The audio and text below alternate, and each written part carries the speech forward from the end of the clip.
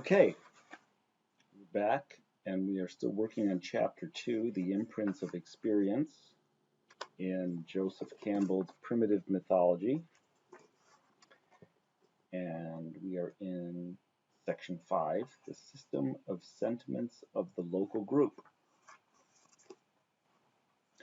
The real trials of the growing youngster and the second stage of his initiation into both the duties and the knowledge of his inevitable estate commence one evening, suddenly, in the men's camp, when he is pounced upon by three strong young fellows loudly shouting, who bear him off, frightened and struggling, to a ceremonial ground that has been prepared for his circumcision.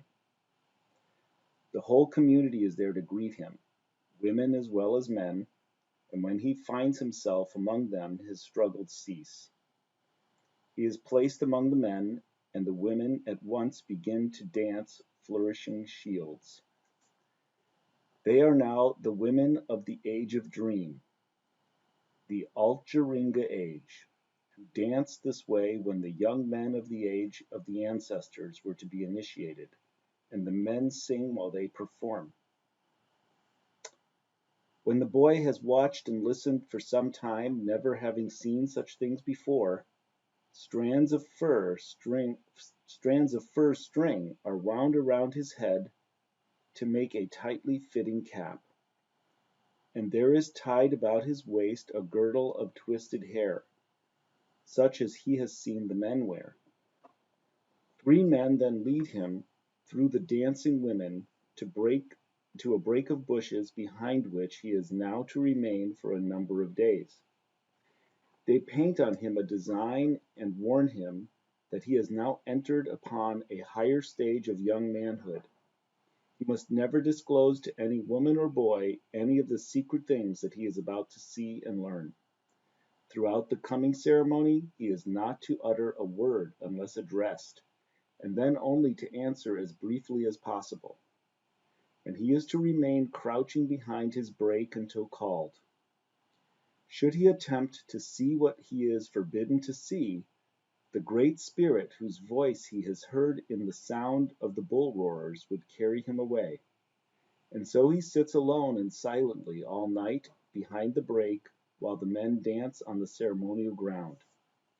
The next day the boy's mother arrives, accompanied by the sisters of his father and by the woman whose daughter he has been assigned to become his wife. All night the boy's mother has kept a fire burning in her camp, and she now brings in her hands two long sticks lighted from this fire. The men sing a fire song while the mother hands one stick to the woman who is to become the boy's mother-in-law, and the latter, approaching the boy, ties some bands of fur string around his neck, hands him the fire stick, and tells him to hold fast to his own fire, that is to say, never to interfere with women assigned to other men. This rite concluded, the boy returns to his brake with the fire stick, and the women go back with the second fire stick to their camp. The boy is now taken to the forest, where he sits quietly for 3 days and is given little to eat. The great solemnity of the rites that he is about to behold is thus impressed upon his whole mind, and he is prepared to receive the impact of their imagery. On the 4th day he is returned to his brake, and that night the men's performances begin. They are to continue for about a week. The first rite of the particular series observed by Baldwin Spencer and F. J. Gillen, described in their important work on the native tribes of Central Australia, commenced after dark, with the boy still crouching in his retreat. The old men sang the legend of the ancestors of the Little Hawk totem group, who in the Altgeringa dream time of the mythological age introduced the art of circumcising with a stone knife instead of with a fire stick. We may read in this theme a dim reference to some recent or ancient transformation of the ritual tradition. perhaps following such fusion of two peoples as the recent studies of Australian culture strata and ancient petroglyphs have begun to indicate. But we must recognize also that the fire stick that the boy has just received from the two mothers is in the context of the rite an explicit reference to the controlled release of his own sexual fire, which is to be socially authorized through the ritual ordeal of his impending circumcision. The second stick to which his own is to be directed being now in the precinct of his selected wife. The series of remarkable rites, crude as it may seem to the civilized eye, is not to be dismissed as simply a superstitious work of primitive ignorance. On the contrary, it is the functioning implement of a primitive wisdom, which in some aspects at least, is more sophisticated and effective than much of our own, the chief aim being pedagogical, or, as we might perhaps better say, hermetical, the magical transformation of a psyche. In fact, in a very real sense, it is an example of the early actuality from which the later medieval European idea of homunculus evolved, which Goethe has handled with such subtle psychological and historical understanding in the second part of his Faust. The mysterious art through which a little man, homunculus, is brought into being from the crude stuff, materia prima, supplied by nature. At midnight the boy undergoing the ordeal was blindfolded, led from his break and placed face down at the edge of the dance ground, then after a time was told to sit up and look, whereupon he saw lying before him a decorated man who represented, as he was told, a wild dog. A second decorated man was standing with legs apart at the other end of the dance ground, holding up twigs of eucalyptus in each hand, and having on his head a sacred ornament emblematic of the kangaroo. The kangaroo moved its head from side to side, as though watching for something, and every now and then uttered the call of the kangaroo. The dog looked up, saw the other, began barking, and suddenly, running along on all fours, passed between the other's legs and lay down behind him, the kangaroo watching the dog over his shoulder. The wild dog ran between the kangaroo's legs once again, but this time was caught and thoroughly shaken. A pretense was made of dashing his head against the ground, whereupon he howled as if in pain, until finally he was supposed to have been killed. He lay still for a while, but then on all fours came running to the boy candidate and lay on top of him. The kangaroo hopped over and lay on top of the two, and the boy had to bear their weight for about 2 minutes. When they got up, he was told that their mime represented an event of the Alcheringa age, when a wild dog man attacked a kangaroo man and was killed. He was sent back to his break, and the men continued singing throughout the night. This sort of thing went on for the boy's instruction for 6 days and nights. Kangaroo men, rat men, dog men, little nighthawks, and little nighthawks and big performed their legends, lay on top of him, and went away. But then on the 7th day, behind his break, the boy was solemnly rubbed all over with grease, and 3 men carefully painted his back with a design of white pipe clay, while on the dance ground a number of performances were enacted in which the women had a role. Suddenly the sound was heard of approaching bull roarers, and the women fled. The lad was laying on his back. The men piled poles on top of him, banging them up and down upon his body, beating time while they sang over and over the following verse: Night, twilight, a great clear light, a cluster of trees, sky-like, rising red as the sun. All, as our observers tell us, was now excitement.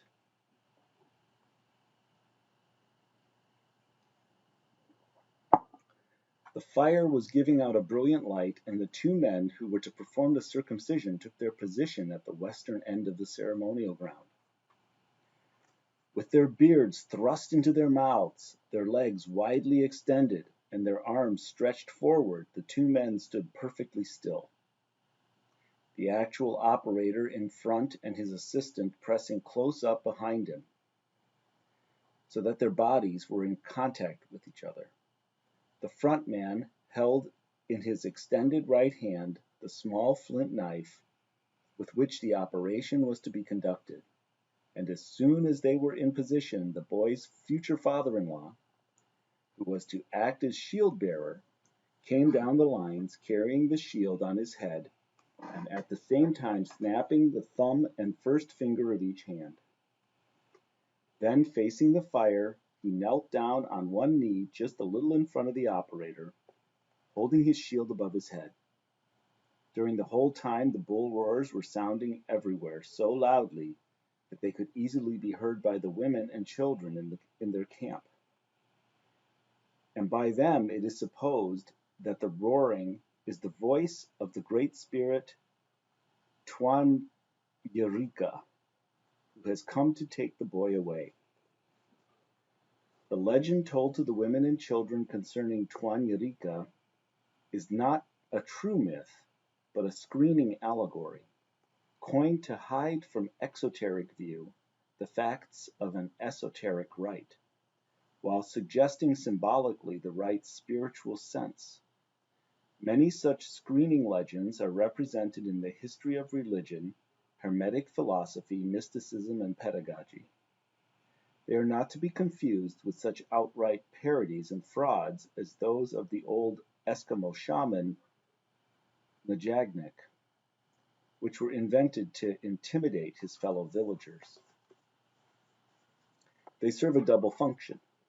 The first is that of excluding those not eligible for initiation from the knowledge of the crucial mystery, and thus protecting the force of the rites when properly applied. But the second is that of readying the minds of those to be initiated for the full impact of the shock of a revelation that will not controvert the allegory but disclose its reference. The allegory of Tuan Yerika tells us of a spirit dwelling in wild, inaccessible regions. The allegory of Tuan Yerika tells of a spirit dwelling in wild, inaccessible regions who arrives at initiation time to enter the body of the boy after the operation and bear him away into the wilderness until he is well. The spirit then quits the boy, who returns to the camp an initiated man. Still believing in Tuan Yerika, the boy is lying on his back beneath the rising and falling poles. The deep, loud tones of the circumcision song are being thundered out by all the men, when suddenly the poles are removed and the boy, lifted by two strong fellows, is carried feet foremost to the shield, upon which he is placed. Quickly the assistant circumciser grasps the foreskin, pulls it out as far as possible, and the operator cuts it off. Immediately all the men who have acted in any official capacity in the rite disappear, and the boy, in more or less dazed condition, is told by those who carried him, "You have done well. You have not cried out." He is conducted back to the place where the break had stood but now is gone, and receives the congratulations of the men. The blood from his wound is allowed to flow into his shield, and while he is still bleeding, some of the bull roarers are brought up and pressed against the wound. He is told that it was these, and not Tuan Yerika, that made the sound, and thus he is forced past the last boogie of childhood. He learns at the same time that the bull roarers are Jurunga, sacred objects deriving from the mythological age and realm. He is introduced to all the functionaries by their ceremonial names and given a packet of Jurungas by the eldest. Here is Tuanarica, of whom you have heard so much, the old man tells him. These are Jurunga. They will help to heal you quickly. Guard them well and do not lose them, or you and your blood and tribal mothers and sisters will be killed. Do not let them out of your sight. Do not let your blood and tribal mothers and sisters see you. The man in charge will remain with you. Do not eat forbidden food. The boy, meanwhile, is standing over a fire whose smoke is supposed to heal his wound. But there is a second meaning to this action of the smoke. For in Australia, a child is smoked at birth to purify it. But the lad has just undergone at this moment his second birth. Geza Roheim, in his psychoanalytic studies of Australian ritual and myth, has pointed out that the simulated attitude of the circumcisers in this rite is that of a furious father attacking his son's penis. The two men chew their beards to simulate wrath, and their ceremonial name is the Painmakers. Moreover, in the myths of the origin of the rite, it is told that originally the boys died, but that the substitution of the flint knife for the fire stick mitigated the danger of the operation. The dramatized anger of both the father and the circumciser, and the myths of the original initiation in which all the boys were killed, wrote Dr. Roheim, certainly show the Oedipal aggression of the elder generation as the basic drive behind initiation. In this sense, therefore, we are perfectly justified in calling circumcision a mitigated form of castration. The growing boy, observes Roheim further, with his increased strength and sexual desire, is a dangerous threat to the stability of the horde. Among the Pitjantjara tribe, who dwell just to the west of the Aranda, when the lads are beginning to show development in stature, in the appearance of pubic hair, and in general demeanor, with the approach of puberty, their female kinsfolk arm themselves with digging sticks, and at dusk form a circle around one or more of the youths. They prod and beat the boys about the legs and shoulders unmercifully, so that they become half stupefied. This may happen just before initiation ceremonies are to be held, or weeks or even months before.